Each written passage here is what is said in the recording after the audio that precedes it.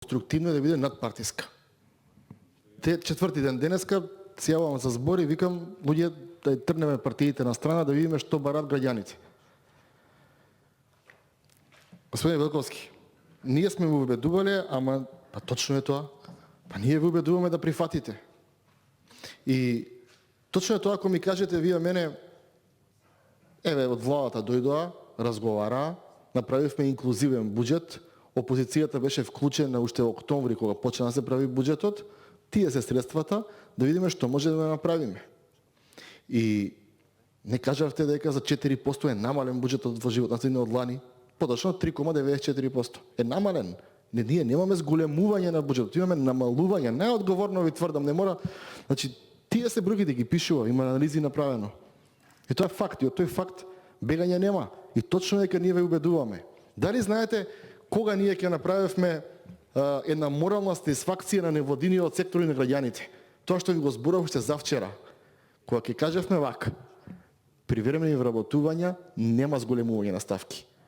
Стики си ги намалите за 30%. Ки имаме X пари тука стајано. Нови возила вие, господа владата, нема да набавувате, тие милион и пол евра ќе ги ставиме повторно истото купче.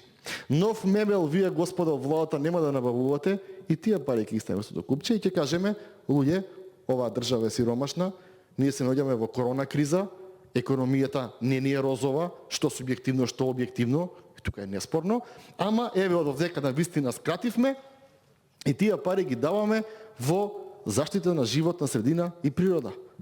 И тоа ќе беше многу честно од нас како пратеници, тоа ве повикувам 4 дена да го направиме. Јас сум свесен дека ние сега немаме 2 милиарди евра да инвестираме. И вие сте свесен дека ветувавте милиарди, па ги излажавте граѓаните. Чи може да кажете колку сакате проекти? Милиарди ветувавте. Не чи се воздухот, криви се градоначалниците, крива е владата, не знам што се прави. Ние ако ќе дојдеме милиарда првата година, да не ви ги вадам стенок да видеата.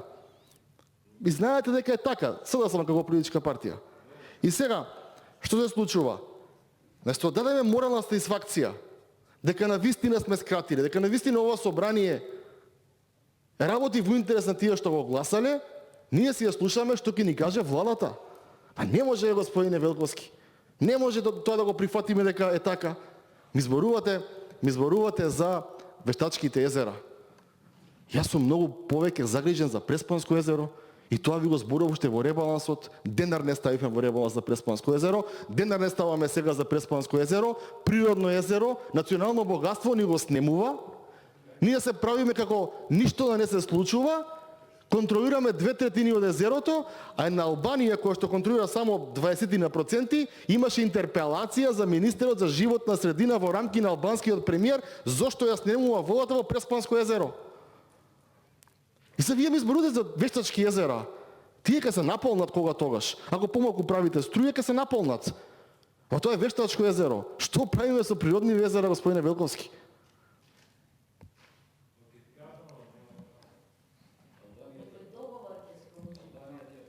Повторно ќе повторам.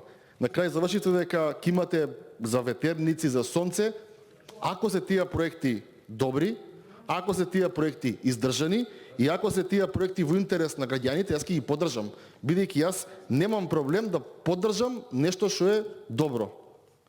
Ниту пак имам проблем жестоко да го искритикувам нешто што е лошо. И денеска вие од мнозинството сте заслужени за жестока критика.